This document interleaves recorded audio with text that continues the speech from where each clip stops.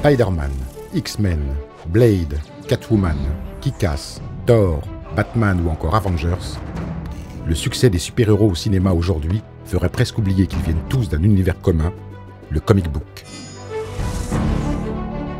Alors que les films s'approprient le box-office, nous avons voulu revenir sur les origines de ces personnages qui nous font rêver. Aujourd'hui, Aurélien Vives, Community Manager chez Panini Comics, retrace pour nous l'évolution des plus grands héros de la Terre, les Avengers.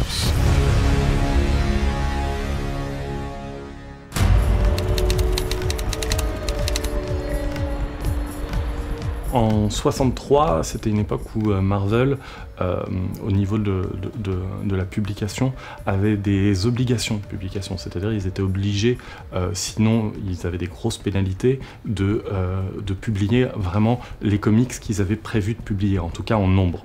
Et c'est le moment en fait où ils avaient prévu de publier Daredevil à l'époque. Il était écrit, il était en train d'être dessiné, mais le dessinateur avait pris du retard. À côté de ça, DC à ce moment-là avait du succès avec la Justice League, qui venait plus ou moins de lancer, et du coup avec ce regroupement de héros. Une chose en entraînant une autre, Stan Lee, toujours lui, Jack Kirby, toujours lui, se dit bah, je vais faire pareil, je vais faire une équipe avec les héros qui ont du succès, avec à l'époque Iron Man, Thor, Giant Man, c'était Ant-Man à ce moment-là, mais bon, la Guêpe et Hulk. C'est une machination de Loki à la base qui souhaite mettre à mal Thor en le faisant affronter Hulk. La chose dérive et il y a d'autres héros qui arrivent. Loki est à l'origine de la formation des Avengers dans le comics, comme on le retrouve après dans les films en tant que clin d'œil à cette origine. What have I to fear? The Avengers. That's what we call ourselves, sort of like a team. Earth's mightiest heroes type thing. Yes. I've met them. On pense souvent que Captain America, justement, fait partie des Avengers au début. Ce n'est pas le cas. Captain America, à ce moment-là, il n'existe plus dans les comics. Il est réintroduit dans l'épisode 4 d'Avengers. Et c'est en fait sa réintroduction dans l'univers Marvel, au passage. Ce qui montre déjà qu'à l'époque, Avengers, c'est l'endroit où il va se passer des grands événements. À l'époque, c'est un titre qui marche bien, mais on n'est pas encore justement dans le carton qu'il y aura après. On a aussi l'impression, ou les lecteurs actuels, que Avengers a toujours été une espèce de franchise avec énormément de séries, mais à l'époque, il y a vraiment juste le titre Avengers, dans lequel l'équipe reste au début assez stable, jusqu'à l'épisode 16. On rajoute des super vilains, mais des super vilains en quête de rédemption. On rajoute Vif Argent, la Sorcière Rouge et Œil de Faucon, Hawkeye. C'est un archer, mais il n'a pas de super pouvoir. La plupart des scénaristes, quand ils prennent les Avengers, ils font justement ce mélange entre des personnages très puissants, façon Thor, façon Iron Man, et des personnages qui ont un profil plus atypique, mais qui vont s'avérer cruciaux dans des moments clés. Ce qui est intéressant, ce qui est même central, c'est le côté un peu soap opéra. C'est-à-dire qu'il y a pas mal d'aspects, on va dire, sur leur vie de tous les jours, sur leur vie en groupe. C'est une équipe dysfonctionnelle, les Avengers.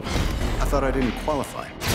Apparently I'm, what is it, volatile, self-obsessed, and don't play well with others. Pendant très longtemps, la dynamique entre Hawkeye et Captain America, c'est celle du leader chevronné et du rookie qui conteste chacune de ses décisions. Ça crée de la tension dans l'équipe, donc des dialogues, donc du drame, et donc on a envie de suivre. L'époque Stan Lee se termine en 66, c'est le moment où Roy Thomas prend en main le destin de l'équipe, dont il va s'occuper jusqu'en 72. C'est lui qui introduit la Vision, donc qui est créé par le méchant Ultron. Captain America, Iron Man et Thor sont vraiment parmi les piliers, même quand ils sont pas là pendant un moment, ils viennent faire une apparition, un caméo. À côté de ces figures qui ont justement leur propre série à côté, on se retrouve avec des personnages qui deviennent des Avengers avant tout. On se retrouve donc avec la Vision, la Sorcière Rouge, même Vif Argent, le Wonder Man. On a tous ces liens qui se créent entre les personnages et on a un peu une famille comme ça, au même titre que les 4 Fantastiques ou les X-Men qui vivent un peu en famille. C'est aussi le cas des Avengers.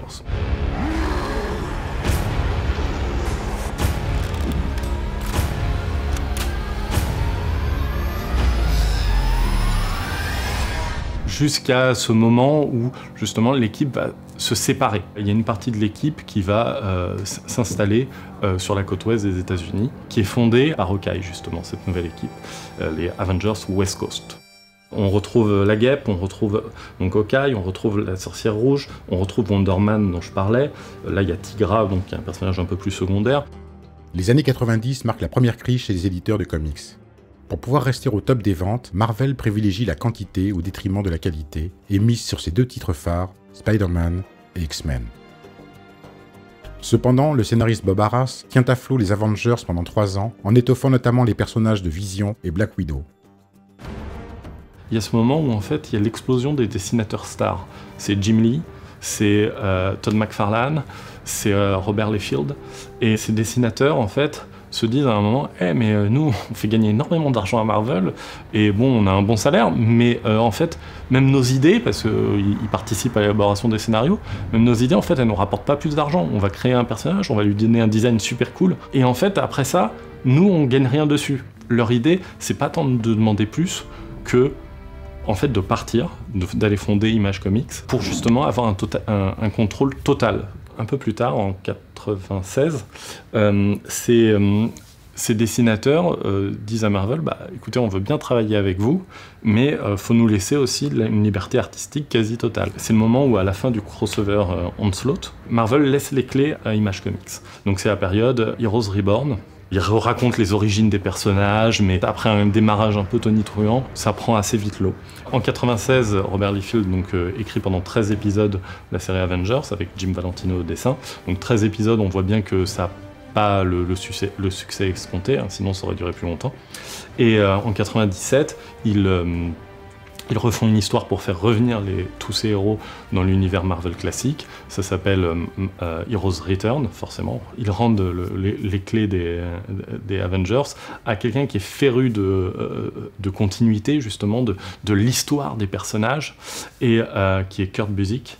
Et au dessin, c'est George Perez, où on voit bien qu'encore une fois, on a ce mélange entre les personnages phares, donc Captain America, Iron Man, Thor, la Guêpe, la Sorcière Rouge, et d'autres plus secondaires. On va avoir le Fauve, qui est un X-Men, mais qui a été très longtemps un Avengers, et qui retrouve un peu sa place ici parmi les Avengers.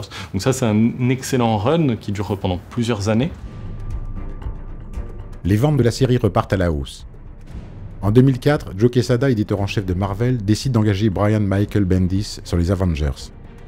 Ce jeune dessinateur et scénariste s'est fait remarquer notamment par sa participation sur les séries Ultimate Spider-Man et Daredevil. Il prend les Avengers et il les détruit. Sa première saga, c'est Avengers Disassembled. Le groupe non seulement subit des pertes, se sépare, etc., mais en plus, c'est des pertes qui sont même morales, parce que c'est vu que ça vient de l'intérieur, le groupe se retrouve vraiment séparé, et il y a quelque chose d'assez vraiment fin d'une ère. Mais évidemment, c'est pour, tout de suite après avoir fait ça, reconstruire l'équipe. Donc c'est les New Avengers. On a Captain America, on a Iron Man, on a des personnages un peu plus secondaires comme Spider-Woman qui a été Avengers plusieurs fois. Et forcément, les 2 ajouts qui viennent modifier complètement la perception de l'équipe, c'est Spider-Man et Wolverine. Il est accompagné par des dessinateurs qui parlent vraiment au public, comme David Finch. Il crée des histoires qui sont vachement à la fois accessibles, parce que c'est un nouveau départ pour l'équipe, et assez fun. Bendis, il a une plume qui est au niveau des dialogues, qui est assez géniale. La sauce prend tout de suite.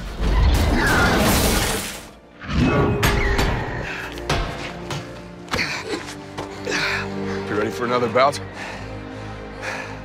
What, you getting sleepy? Peu de temps après, il y a le gros crossover Civil War. Cette fois-ci, il y a une opposition qui est frontale entre Iron Man et Captain America, et qui donne l'occasion justement après de relancer un deuxième titre, Mighty Avengers, toujours écrit par Bendis. On va avoir une équipe qui est plutôt du côté de Captain America, une équipe qui est plutôt du côté d'Iron Man.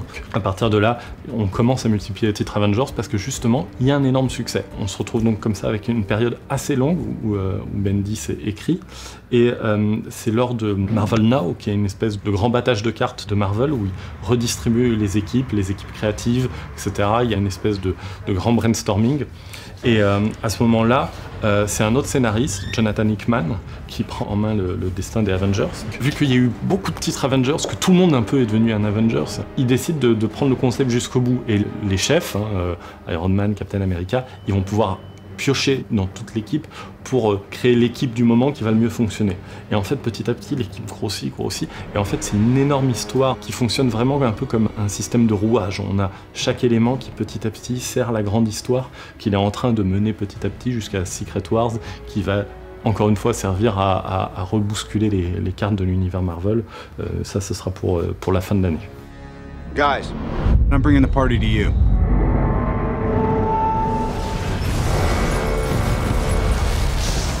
Quand Marvel Studios décide de se lancer dans l'adaptation de comics, ils ont en fait un choix qui est assez limité dans le sens où ils ont dispatché au moment où ils ont failli être en banqueroute, ils ont dispatché les droits d'adaptation.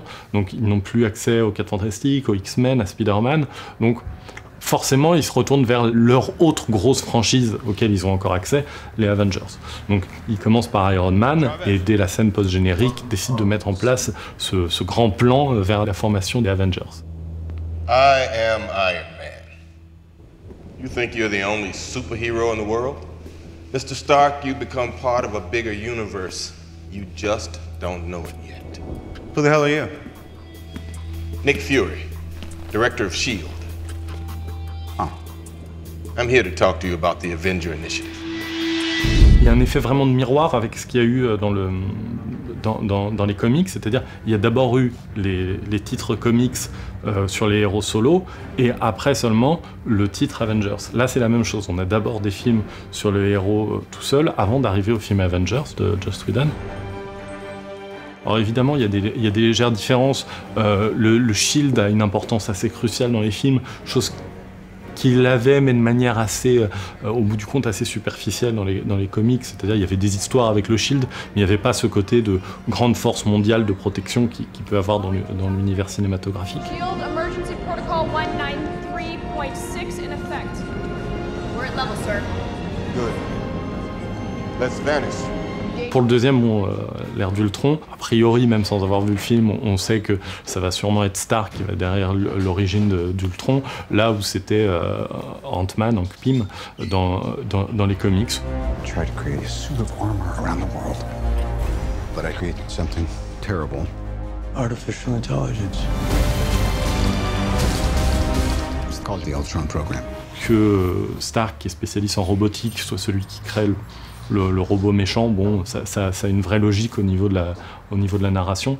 Et le fait d'introduire la sorcière rouge et Vif Argent, comme on a vu, c'est des personnages qui arrivent assez tôt chez les Avengers, donc c'est totalement dans la logique. Pour des questions de droit, encore une fois, dans les comics, ils sont les fils et filles de Magneto. Là, ça va pas être le cas parce que, justement, les mutants, les droits sont chez la Fox, donc bon, voilà, il n'y a pas de référence à ça. A priori, ils vont avoir une autre origine.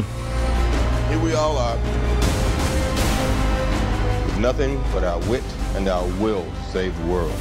So stand and fight. Well, you amazingly failed.